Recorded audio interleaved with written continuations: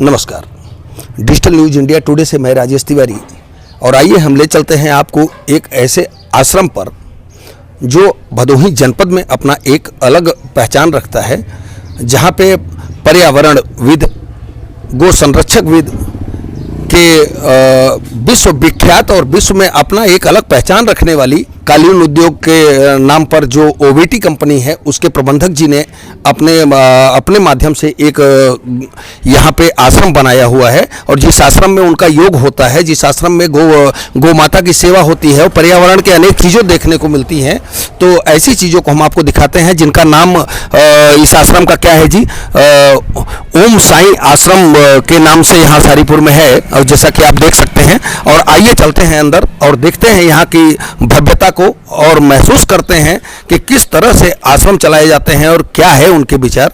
मुलाकात कराते हैं आपसे मिस्टर आईवी सिंह जी से। आइए और चलते हैं, मुलाकात कराते हैं आपकी मिस्टर आईवी सिंह जी से। और हमारे साथ हैं, जैसा कि यही है यहाँ के मंदिर और ये है भव्यता यहाँ की।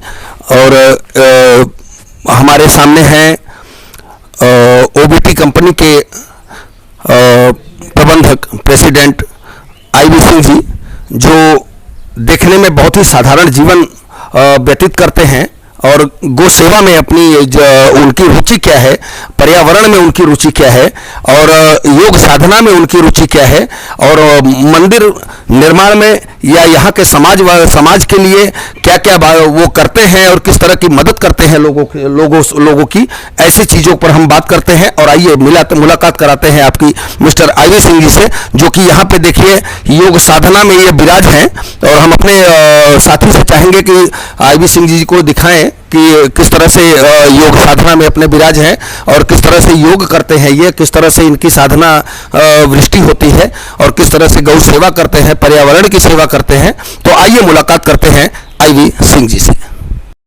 आइए और आईवी सिंह जी से बात करते हैं। और ये हमारे विश्व विख्यात जो कंपनी है ओबीटी कंपनी, उनके प्रबंधक हैं, प्रेसिडेंट हैं आईवी सिंह जी। और आइए हम मुलाकात कराते हैं आईवी सिंह जी से और देखिए गौ सेवा में किस तरह से वो लगे हुए हैं, क्या क्या किस तरह की कितनी गाय हैं, क्या है, इनसे हम बात करते हैं। और आइए मुलाकात कराते हैं जी। नमस्कार। नमस्कार जी। जैसा कि यहाँ के पर्यावरण को देखने में एक अलग सा अद्भुत नज़ारा देखने को मिलता है, यहाँ गोरक्षक भी देखने को मिल रही हैं, तो गौ माता भी हैं। तो कुल कितनी गाय हैं आपके पास? इस समय 13 गाय हैं कुल 13। हाँ जी। तो और यहाँ पर्यावरण का जो आपने यहाँ पे देखने को मिल रहा है, तो यहाँ आगे पीछे जो इतने सुंदर सुंदर बगीचे लगे हुए हैं, तो कुल कौन कौन से फल हैं इसमें? इसमें लीची है, नींबू है, आयुर्वेद से संबंधित चीज़ें हैं, आम है और नीम का पेड़ है, और जो भी केला है, फ्रूट्स में आपका ये संतरा है, और क्या कहते हैं, जो हमारे लिए आंवला है, जो भी हमारे लिए अच्छा है, प्रकृति ने हमें दिया हुआ है, प्रकृति के वरदान के रूप में हमें प्राप्त हुआ है। मैं कोशिश करता हूँ संडे को एक दिन थोड़ा समय निकाल करके यहाँ पर गौ सेवा भी करता हूँ, और जैविक खाद से मेरे जितने भी फसल हैं यहाँ पर, धान हो चाहे सब्जी हो, सब कुछ मुझे मिल जाता है। ये ऊपर वाले की कृपा ही है, जो मैं उसके लिए प्रयास कर रहा हूँ, तो प्रकृति मुझे प्रदान कर रही है।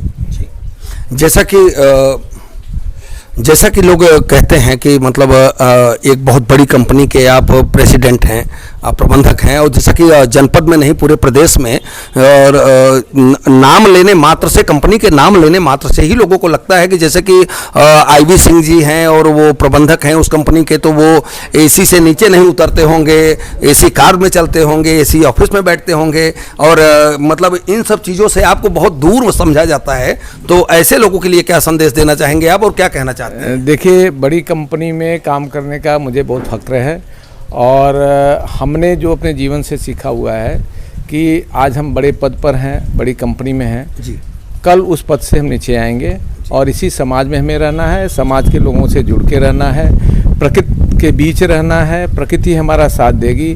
अगर हम अप्राकृतिक रूप से रहते हैं, जैसे हमेशा एसी में रहें, एसी के गाड़ी में चलें, पैदल ना चलें, तो हमारे जीवन जो है बहुत छोटा हो जाता है। हमारी जो लाइफ है अब एवरेज एज 60 साल का हो गया है। पहले जो है 100 ईयर 100 के अबव जाते थे। हमारे फादर 98 प्लस अभी गुजर गए हैं। तो मेरा ये मानना है बचपन से ही पिताजी के साथ खेती बाड़ी में जुड़े रहने के कारण से, पढ़ाई लिखाई करने के बावजूद भी अपने हम कार्य में जुटे रहते थे, खेती में जाते थे जो समय बचता था। पिताजी के जो हमें एक संस्कार मिला, उस संस्कार में हमने सीखा कि अगर आप चारों तरफ पेड़ पौधे हरियाली प्रकृति से अगर आप प्यार करते हैं तो ईश्वर के बहुत नज़दीक है। जो व्यक्ति रूम में बैठ करके एसी रूम में अगर ईश्वर को प्राप्त करना चाहेगा तो मुझे नहीं लगता को मिलेंगे। प्रकृति जहाँ पर है, पशु पक्षी, हमारे पेड़ पौधे, हमारा जो जीवन सर्किल है, नदी है, नाले हैं, नदी हैं, समुंदर है, उसके किनारे जहाँ पर हम बैठ करके साधना अगर करें तो शायद हम सच्चे रूप से ईश्वर के पास होंगे। उनको पाने की तो बात अभी हम नहीं सोच सकते, लेकिन महसूस करते हैं कि वो हमारे पास हैं और हमारी मदद करते हैं। जी जी। जैसा कि गौ माता के बारे में आपने बताया और यहाँ पर्यावरण को लेकर के भी बहुत सारी चीज़ें देखने को मिल रही हैं, तो आपके द्वारा यहाँ पे जैविक खाद का उपयोग करके तमाम अच्छे अच्छे सुंदर फल भी मतलब पैदा किए गए हैं, लगाए गए हैं, तो इनके बारे में थोड़ा सा बताइए। देखिए, शौक है हमारा कि कुछ न कुछ हम ट्राई करते रहते हैं। हर वर्ष कम से कम कंपनी की तरफ से तो जो पौधे लगाए जाते हैं करीब 5000 हर वर्ष, 5000, 3000, 2000, लेकिन मैं व्यक्तिगत जो है संकल्प लिया हूँ कि हर वर्ष कम से कम 20 पेड़ हम लगाएंगे।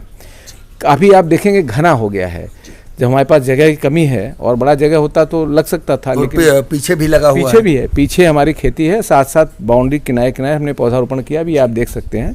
तो जब मैं यहाँ पर लीची का पेड़ लगाया आज के 10-12 साल पहले, तो लोग बोले अरे साहब ये खट्टा होगा। हम कहे खट्टा ही सही, फल तो होगा।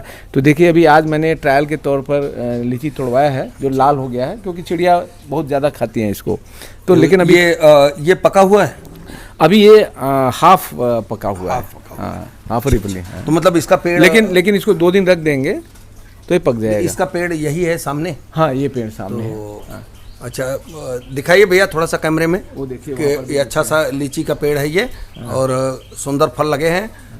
और अभी यहाँ पे चूंकि ये अंदर है ना, तो जब बाहर से आप लेंगे तो ये देखिए गुच्छे, सब देखिए, सब लीची के जी जी जी जी। और यहाँ पे एक सुंदर से आम भी लगे हुए हैं, जरा वो दिखाइए। ये दशहरी आम है जी। उसके बगल वाला भी दशहरी है। तो ये तो कच्चा आम भी पूरे तरह से जी खाने में हाँ, और उसके आगे वाला गुलाब खस है जी। ऐसे करके हम अलग अलग वैरायटी के आम लगाने का प्रयास करते हैं। कभी कभी कोई आम हम लगाए ना तो बीजू निकल जाता है, लेकिन उसको भी हम काटते नहीं। हमने देखिए सेट बनाया हुआ है कुछ कार्य कराने के लिए, लेकिन हमने कहा कि नहीं, पेड़ हम नहीं काटेंगे। हमारे बाउंड्री किनारे जो पेड़ रहेगा अपने आप सूख जाए, लेकिन मैं पाप नहीं लूँगा पेड़ काटने का, है ना। चला जाए, पीछे आप देख सकते हैं जो हमारी खेती है। ये आपके यहाँ पे जो आपने आश्रम खोल रखा है, तो यहाँ मंदिर भी देखने को मिला, गौ माता की सेवा भी देखने को मिली, पर्यावरण को देखते हुए यहाँ पे तमाम प्रकार के फल भी मिले।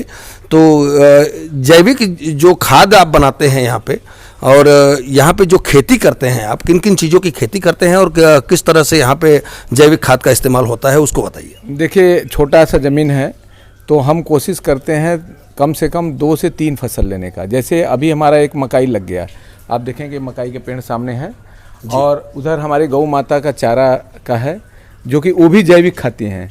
भूसा छोड़ दीजिए तो बाकी सब वो जैविक खाती हैं। अभी हमारा प्याज निकला है, आलू निकला है, बैगन है, उधर भिंडी है, और यहाँ तक इधर पीछे फिर मकाई है। तो हम ऐसे लगाते हैं कि हमको जब कोई चीज़ पैदा हो तो 15-15 दिन के अंतराल पर हमें अपने खाने भर के लिए, हमको बिक्री नहीं करनी है, हम अपने घर में यूज करेंगे। तो वो चीज़ हमें 15-15 दिन पर मिल करके सीजन में बेहतर मिल सके। तो अभी हमारे यहाँ मकाई लगा हुआ है, और बाकी के भिंडी है, नेनुआ है, लौकी है, ये सब चीज़ें निकल रही हैं। और चारों तरफ बाउंड्री के, इसका एक मैं आपको बता दूं जो कि एडवांटेज है, गौमूत्र जो निकलता है, गौशाला जो धुलाई होती है, तो चारों तरफ हमने नाली बनवा दिया है जी जी। और वो पानी हर पौधे में जाता है, मूत्र और गोबर से लगा हुआ, तो वो बड़ा लाभदायक होता है। आप देखेंगे सारा केला का पेड़ है, या पपीता का पेड़ है, या कि आम का पेड़ है, सब बड़े ही, मतलब गर्मी के समय में भी आप देखेंगे एकदम ग्रीनिश सा है। तो ये हमको एडवांटेज है, और ये सब मैंने अपने आप सोच करके कि कैसे चीज़ें ठीक हो सकती हैं, ये हम कर सकते हैं।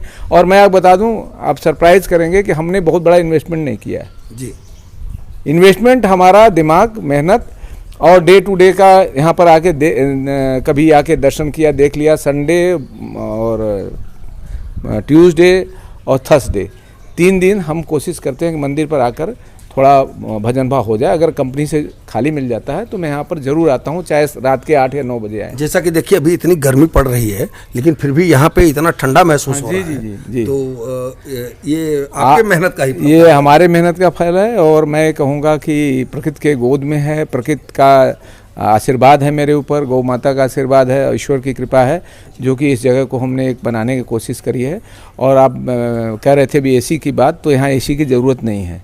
यहाँ पे हम अगर दिन भर बैठे रहें तो भी एसी की ज़रूरत नहीं है। और शाम को अगर हम खेत के पास चेयर लगा लें तो फिर ऐसा लगता है कि वो एसी ही चल रहा है। ठीक है कि ये देखिए यहाँ पे गौशाला है और गौ माता लोग यहाँ पे रहती हैं। तो गौ माता के बीच में यहाँ पे हम सब आए हैं और हमारे प्रबंधक जी भी इनके साथ हैं। तो यहाँ कौन कौन से नस्ल की गाय हैं? यहाँ पर ज़्यादातर शाहीवाल नस्ल की हैं, एक आध जो है क्रॉस होंगी जो कि है, अदरवाइज सब शाहीवाल नस्ल की है। शाहीवाल नस्ल के जो दूध होता है वो बड़ा गुणकारी होता है बच्चों के लिए, हम सब के लिए। तो हम ज़्यादातर प्रयास यही करते हैं कि शाहीवाल श्रेणी के ही गाय को रखें। तो ये जितनी गाय आपके पास हैं यहाँ पे, जो गौ जितनी गाय दिख रही हैं वहाँ से लेके यहाँ तक तकरीबन यहाँ पे कम से कम यहाँ पे 50 गाय हैं आपके पास। तो इन सब गाय का सेवा आप अपने हाथ से ही करते हैं? नहीं, देखिए ऐसा है कि हमने हमारे पास एक आदमी रखा हुआ है यहाँ पर, वो सेवा करता है। और जब मुझे अवसर मिलता है तो इसमें जो भी गाय हैं, अगर मैं वहाँ खड़ा हो जाऊँगा तो वो सब चाहती हैं कि हमें ही सहलाएँ। तो हाँ, उनको चाहते हैं कि अब हमारे जो करता धरता है वो आ गए हैं तो उनके साथ में थोड़ा समय बिताऊं। मतलब सारी गायें आपको एक परिवार की तरह मानती हैं। और जैसे कि ये चाहेंगे कि हमें जो है ये सहलाया जाए, वो किया जाए, सेवा किया जाए, है ना जी। तो ये हो तो मतलब सारी गाय आपको एक परिवार की तरह, मतलब अपने स्वामी की तरह मानती हैं। मेरा मानना यह है कि कोई घर में पेट पालता है, ये सब पालता है तो ठीक है, वो अपने जगह है। लेकिन गौ माता का सेवा करना, ऐसा हमारे शास्त्रों में बताया गया है कि कितने करोड़ देवता इनके कान से लेकर के पैर तक से होते हैं। और वैज्ञानिक रूप से भी जो गोबर होता है और मूत्र होता है वो वैज्ञानिक रूप से भी बहुत ही लाभकारी माना गया है, एंटीबायोटिक होता है। और अब तो खेती में भी जो हम पेस्टिसाइड डालते हैं उसके जगह गोमूत्र का छिड़काव करने का हमारी परंपरा चालू हो रही है। हमारे जो प्रधानमंत्री जी हैं वो चाहते हैं कि ज़्यादा से ज़्यादा जैविक खेती हो और इस परंपरा को चालू किया जाए, जिससे हमारी जो बीमारी है ना, अंग्रेजी दवा खा करके आयुर्वेद की जो दवाएं हैं वो हम लोग फिर से अपनाएं और रोग से दूर रहें। एलोपैथिक जो है आपको तुरंत फ़ायदा कर सकता है, लेकिन उसमें समस्या यह है कि वो एक रोग को ठीक करके फिर दूसरा रोग प्रारंभ कर देता है। इसलिए इस सिद्धांत पे हम लोग स्टार्ट कर रहे हैं। हमने एक अपना छोटा शुरू किया है और मैं लोगों को ये संदेश देना चाहूँगा कि कोई बहुत बड़ा पैसा नहीं लगता है। बहुत बड़ी बड़ी बिल्डिंगें लोग खरीदते हैं, ये खरीदते हैं, लोगों की हॉबी होती है, ये करेंगे वो करेंगे, स्विमिंग बनाएंगे। मेरा सोचना यह है कि एक ऐसा जगह बनाया जहाँ आपको शांति मिले, गौ सेवा हो और आपको वहाँ से कुछ मिले, प्रकृति से जैविक चीज़ें मिलें जो कि हमारे प्रकृति ही हमें प्रदान करे, ना कि उसमें हम यूरिया, खाद, केमिकल ये सब डाल करके पैदा करें। जैसा कि यहाँ पे एक मंदिर है और ये स्थान आपने अपने योग के लिए बनाया है, तो यहाँ पे कितने समय तक आप योग साधना करते हैं? देखिए, जो सुबह में अगर हमें अवसर मिल गया तो हम यहाँ आते हैं, नहीं अपने घर पे योग करते हैं। और जो जैसे आज संडे है, आज हमें ज़्यादा समय मिलेगा, सुबह भी मिलेगा, शाम को भी मिलेगा, तो उसमें हम करते हैं। और अदरवाइज़ छुट्टियों में या परिवार आ गया तो वो लोग अपना टहल रहे हैं, हम यहाँ बैठ करके पूजा पाठ कर लेते हैं। और मेरा अपना शुरू से फिलॉसफी रहा, हमारे मन में एक बात रही और लोगों को हमने संदेश भी दिया कि देखिए, मंदिर हो, मस्जिद हो, गुरुद्वारा हो, जो भी धर्म स्थल हैं वो मनुष्य से जोड़ने का स्थान है। उस जगह पर बैठ करके एक बहुत ही कोई